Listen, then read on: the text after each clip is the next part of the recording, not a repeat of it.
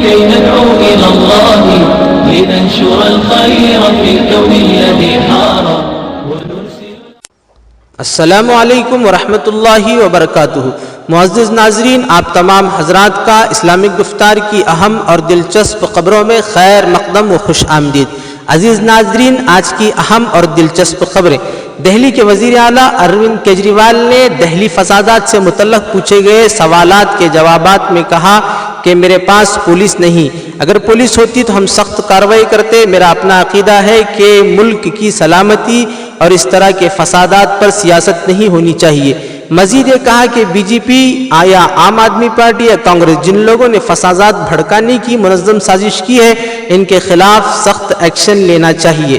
ذرائع کے مطابق شہر گلبرگہ کی جوائنٹ ایکشن کمیٹی کی جانب سے رنگ روڈ محبوب نگر کے قریب CAA کے خلاف احتجاج کے لیے قائم شاہین باغ میں موجود ہزاروں عوام سے خطاب کرتے ہوئے سپریم کورٹ کے مشہور و معروف وکیل بھانو پرتاپ سنگھ نے کہا، پورے ملک میں جہاں CAA NPR اور NRC کے لیے پرامن احتجاج جاری ہے، یہ اس وقت تک واپس نہیں لینا چاہیے جب تک ان قوانین کو حکومت واپس نہ لے.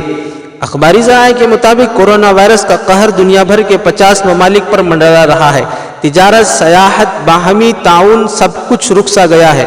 اب تک کورونا وائرس دنیا بھر میں 83.045 معاملات درج کیے گئے، جن میں اکثریت چین کی ہے. اب تک چین سے 2778 اموات ہوئی ہیں.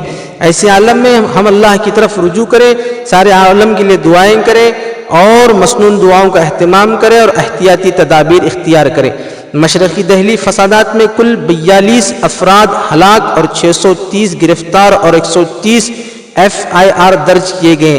اخباری ذرائع کے مطابق دہلی پولیس کے ترجمان مندیپ سنگھ رندا نے جمعہ کے روز کہا کہ فسادات میں فسادیوں کی شناخت کرنے کی کوشش کی جا رہی ہے اور انہیں تحویل میں لینے کا کام تیزی سے جاری ہے. اخباری ذرائع کے مطابق CAA کو لے کر میگھالیہ میں تشدد کی واردات، غیر قبائل اور ایک طلبہ یونین کے درمیان جھڑپ، احتیاطی تدابیر کے طور پر کرفیو نافذ کر دیا گیا اور انٹرنیٹ سروس معطل کر دی گئی. حیدرآباد میں CAA کے خلاف پرزور تحریک کی شروعات ہو گئی، جس میں کہا گیا ہے کہ فارم نہیں بھریں گے، کاغذ نہیں دکھائیں گے. شمال مشرقی دہلی کے فسادات. جمعیت علماء کا وفد دہلی پہنچا. مولانا سید ارشد مدنی صاحب کی ہدایت پر ذرائع کے مطابق فساد سے متاثر شدہ افراد نے وفد کے روبرو کہا کہ فساد میں فسادیوں کے ساتھ پولیس بھی شامل تھی.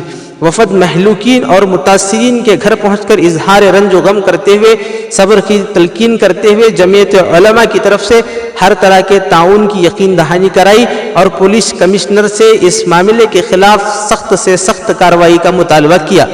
عزیز دوستو، اگر آپ کو ہماری آج کی یہ نیوز اچھی لگی تو اس ویڈیو کو ضرور شیئر کریں، دوسروں تک ضرور پہنچائیں، اور ابھی تک آپ نے ہمارے چینل اسلامک گفتار کو سبسکرائب نہیں کیا، سبسکرائب کریں اور اپنی آراء کمنٹ باکس میں لکھیں. جزاک اللہ خیر.